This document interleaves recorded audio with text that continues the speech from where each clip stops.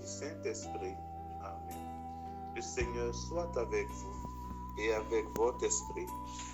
Évangile de Jésus-Christ selon Saint Jean. Gloire à toi, Seigneur. En ce temps-là, Jésus disait aux foules, « Tous ceux que me donne le Père viendront jusqu'à moi, et celui qui vient à moi, je ne vais pas le jeter dehors, car je suis descendu du ciel pour faire non pas ma volonté, mais la volonté de celui qui m'a envoyé. Or, telle est la volonté de celui qui m'a envoyé, que je ne perde aucun de ceux qu'il m'a donnés, mais que je les ressuscite au dernier jour. Telle est la volonté de mon Père, que celui qui voit le Fils et croit en lui ait la vie éternelle, et moi je le ressusciterai au dernier jour.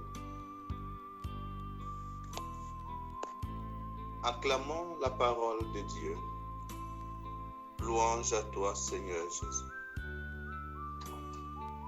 Chers frères et sœurs, la commémoration de tous les fidèles défunts que nous célébrons chaque 2 novembre, au lendemain de la fête dédiée à tous les saints et à toutes les saintes, nous conduit à intercéder pour ceux et celles qui nous ont précédés.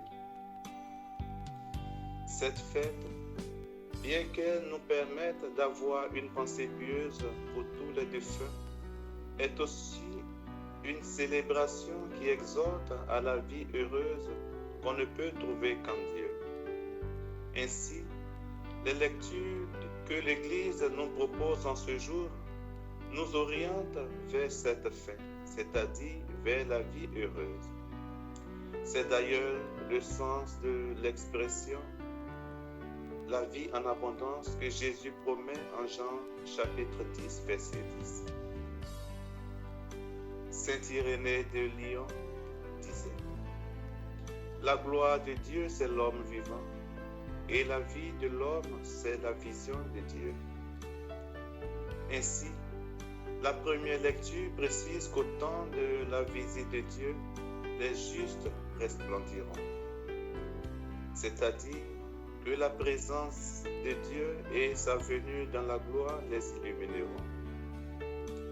Frères et sœurs, la foi en Dieu fait resplendir, et notre pèlerinage terrestre est en fait une marche vers cette lumière. En effet, Dieu ne nous a pas créés pour la mort, mais pour la vie. À juste titre, William Wallace, le philosophe anglais, disait « Tous les hommes mourront, mais malheureusement beaucoup mourront sans avoir vécu, et c'est bien triste. » Fin de citation. Comme nous le rappelle la première lecture, les âmes des justes sont dans la main de Dieu. Aucun tourment n'a de prise sur eux.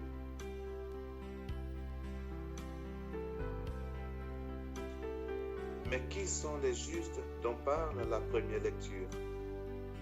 Les justes sont les chercheurs de Dieu. Les justes sont les hommes et les femmes de bonne volonté qui œuvrent humblement pour le bien des autres.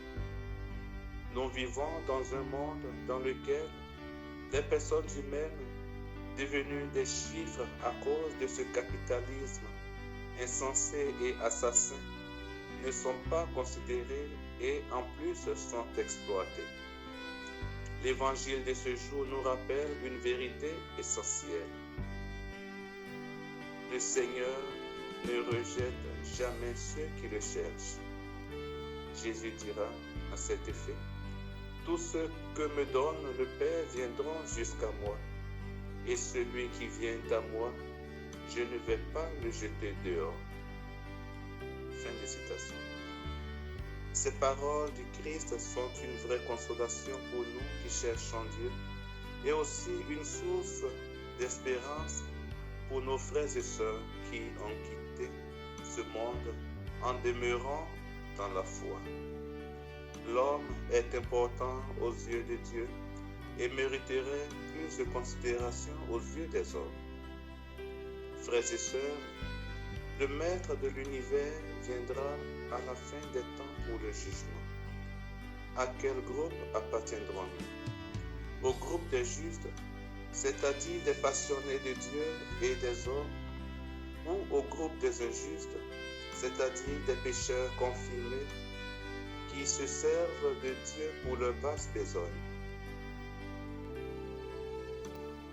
Jésus dira dans l'Évangile: telle est la volonté de mon Père, que celui qui voit le Fils et croit en lui ait la vie éternelle, et moi je le ressusciterai au dernier jour.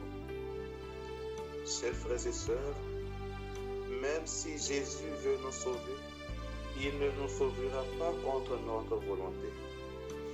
Nous devons désirer le salut et y travailler comme beaucoup de nos frères et sœurs qui nous ont précédés.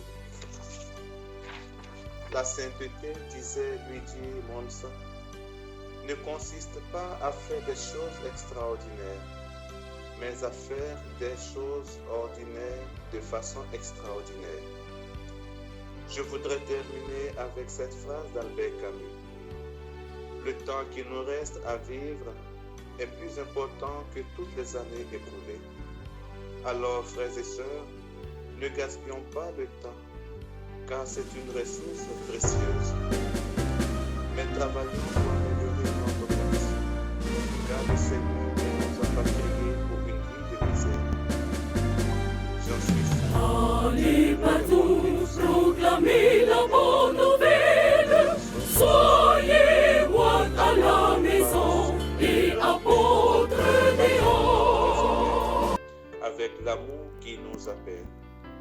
Ce n'est pas un saut dans l'inconnu, mais un voyage sûr vers les bras aimants du Père.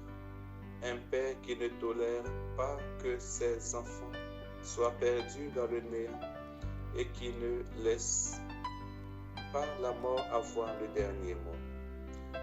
Que la prière des saintes âmes défuntes nous soutienne toujours. Amen.